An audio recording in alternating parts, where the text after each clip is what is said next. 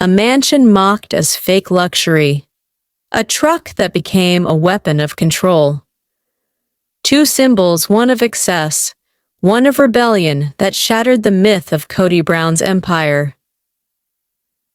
For years, fans believed they were watching a man build a dream for 4 wives. But what Reddit uncovered behind those walls and behind that steering wheel turned that dream into a public reckoning. Because this isn't just about a house or a truck. It's about power, who holds it, who loses it, and who finally drives away. So in plural marriage, Stay it's with not us, uncommon for us because to before just the sort of hour come to ends, these impasses you'll where there's see a lot how of different Kody's idea disagreements. of opulence became his biggest downfall, and how Janelle turned a truck into her quiet revenge. Part 1. In 2018, Kody Brown moved his plural family to Flagstaff, Arizona, a mountain town where the Browns hoped for peace, privacy, and new beginnings. Cameras captured every step, the land meetings, the tears, the financial strain. When news broke that Kody and Robyn had purchased an opulent home, fans pictured a sprawling estate straight out of Scottsdale or Beverly Hills. But when the listing photos surfaced, reality hit differently. A Reddit user on Otter A Sisterwives said it best. "This isn't luxury, it's a McMansion nightmare straight from 2006. The post went viral, spawning over 1,500 comments in 48 hours. "That bathroom looks like a gas station." "Opulent? Only if you've never seen real money."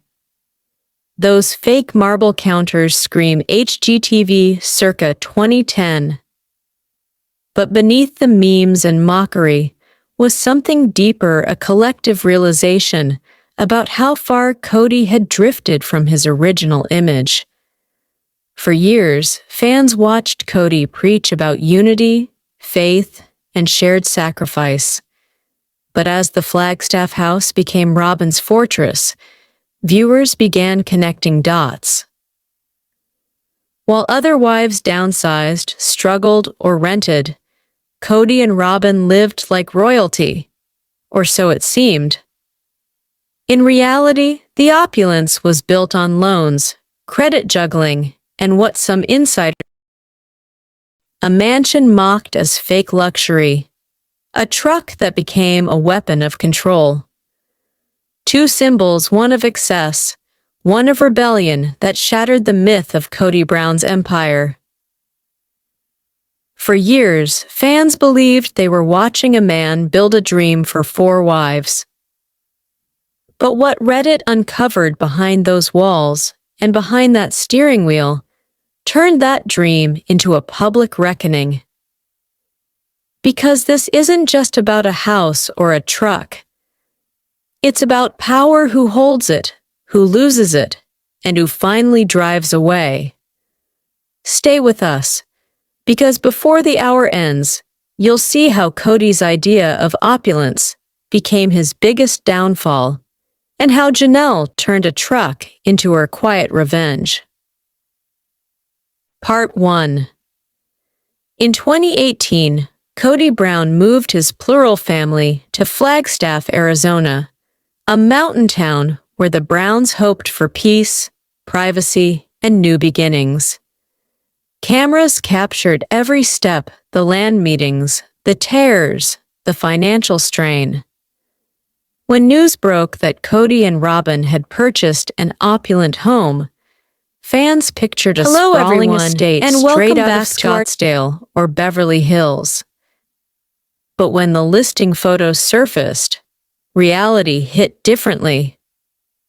A Reddit user on Otter A Sisterwives said it best. "This isn't luxury, it's a McMansion nightmare straight from 2006.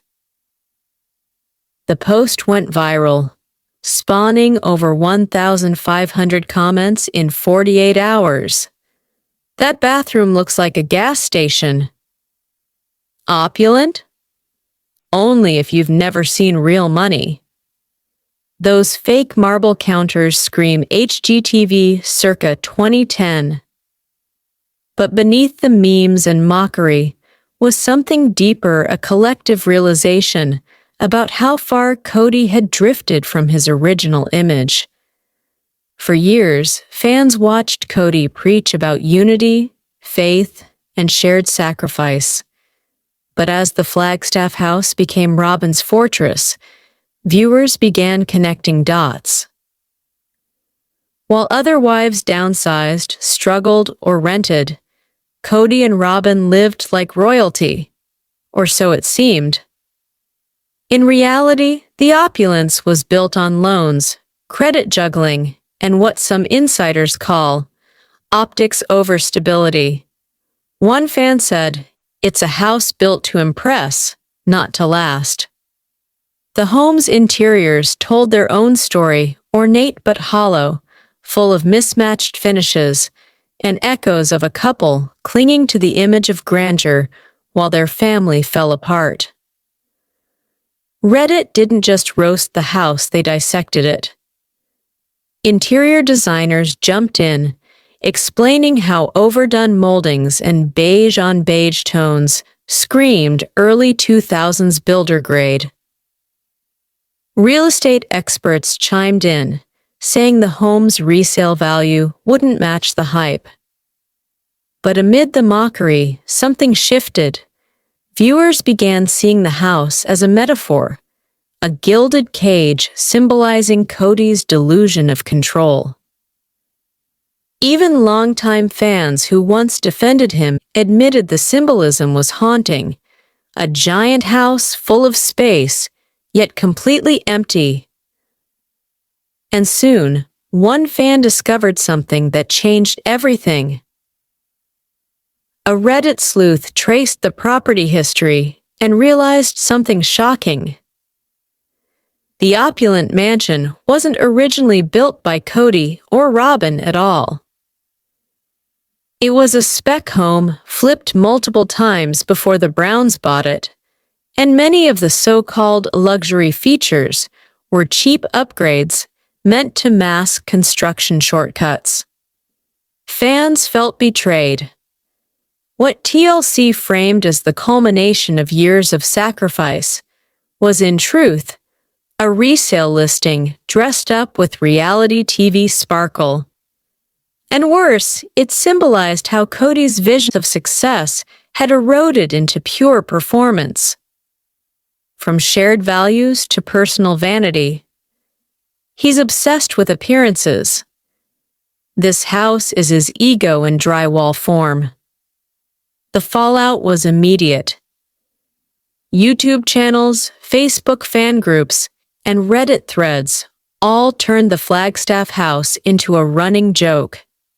But beneath the laughter was a kind of sadness, a reflection of everything sister wives once stood for, now lost to debt, distance, and disillusionment. Christine's departure marked more than a breakup. It was a moral verdict. As one viewer wrote, "Christine built a home from love. Kody built one from pride." Even Janelle's struggles in the RV became symbolic. A woman rebuilding from nothing while Kody clung to a hollow mansion. In a strange way, the audience became the judge and jury, and the verdict was unanimous. Opulence without integrity is just decoration. Today, that Flagstaff house stands quiet, not as a symbol of triumph, but as a cautionary tale.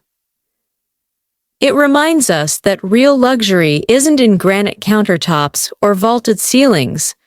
It's in connection, respect, and the love that holds a family together. The Browns may have built walls higher than ever before, but the distance between them has never felt wider. So the next time someone calls something opulent, remember, even gold paint chips under pressure. What do you think was Kody's mansion misunderstood? Or a monument to misplaced pride? Drop your thoughts below. Part 2. To understand the truck, we have to go back to a time when Janelle Brown's life was defined by practicality. She wasn't about drama or flash. She was the one who balanced the books, who made things work when Kody's dreams got expensive. So when Janelle showed up with a large white truck, fans noticed. It wasn't just transportation, it was a statement. But soon, questions started swirling online.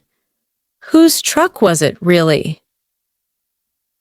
A Reddit thread popped up one evening titled, "Wait, did Kody buy Janelle's truck from his brother's widow?" The claim was explosive. According to fans, the truck may have once belonged to Kody's late brother, and after his passing, Kody supposedly arranged the sale, transferring ownership, possibly even the payments. Some viewers saw it as a small family exchange. Others called it something darker, a subtle form of control. Because years earlier, Kody told cameras that Janelle's truck was too big for her to drive. He laughed, half joking. But fans heard something else, a tone of condescension. Weeks later, fans spotted something that reignited the controversy. In a new episode, Robyn Brown, Kody's favored wife, was seen driving the same truck. The irony didn't go unnoticed. Reddit exploded overnight. So it's dangerous when Janelle drives it, but fine when Robyn does.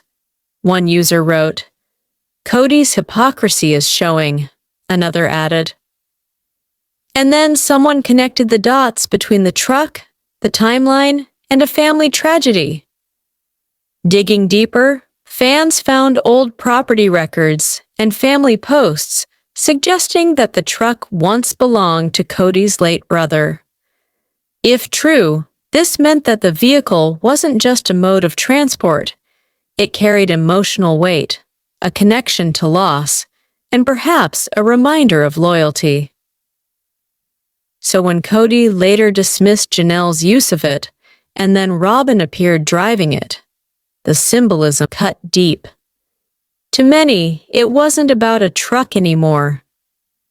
It was about who gets to carry the family's legacy and who gets left behind. Even former fans who once sympathized with Kody began turning. One comment read, "He weaponized grief for control." Another, "That truck is Janelle's story and Robyn just drove off with it." The debate spilled across platforms Reddit, TikTok, YouTube reaction channels. Some argued that maybe Robyn just borrowed it. Others insisted it was proof that Kody's favoritism had reached new heights. But one thing was clear, fans saw Janelle differently now.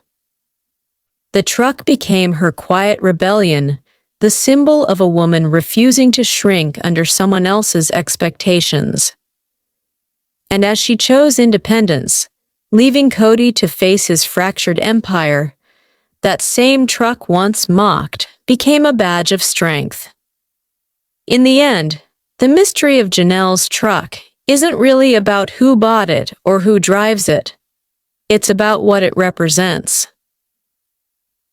A woman who carried the weight of a family, the debt of a dream, and the cost of being underestimated. Kody once said it was too big for her. But the truth is, she just outgrew him.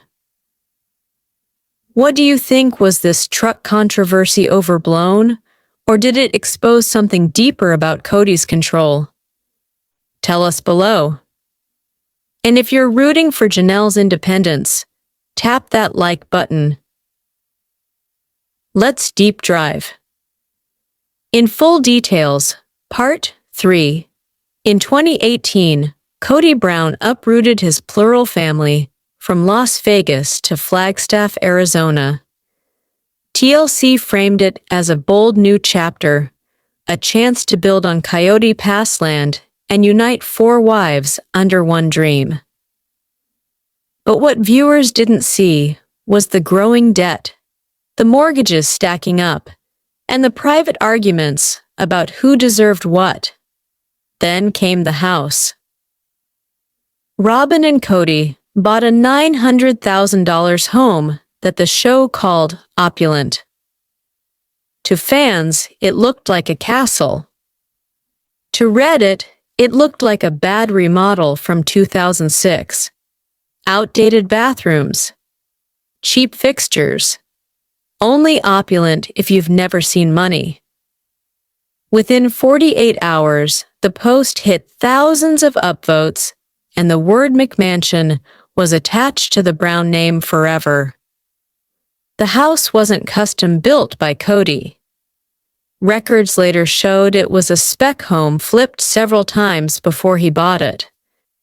It was decorated to impress, not to last. Even local real estate agents on Facebook said it was builder grade with a luxury price tag. But to the Brown family, it represented status, and to Robyn, security. While Christine packed for Utah and Janelle moved into an RV, Kody called Robyn's house our safe place. Viewers noticed he never said home. But this story of false opulence would collide with another one that started with truck rumbling down that same Arizona road. While Kody and Robyn settled into their mansion, Janelle was fighting for independence in a pickup truck she loved and that fans couldn't stop talking about.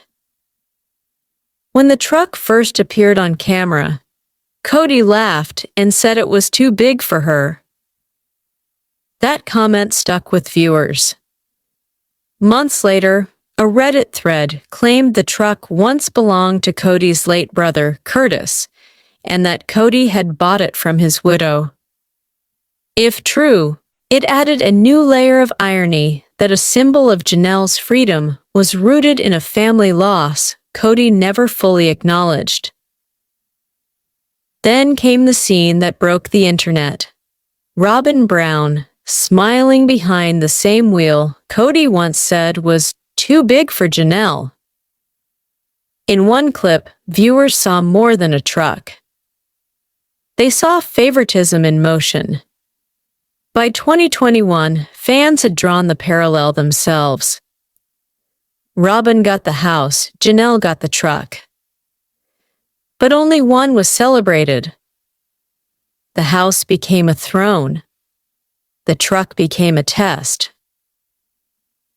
Janelle's struggle to stay financially independent mirrored Kody's need to control assets, homes, vehicles, land.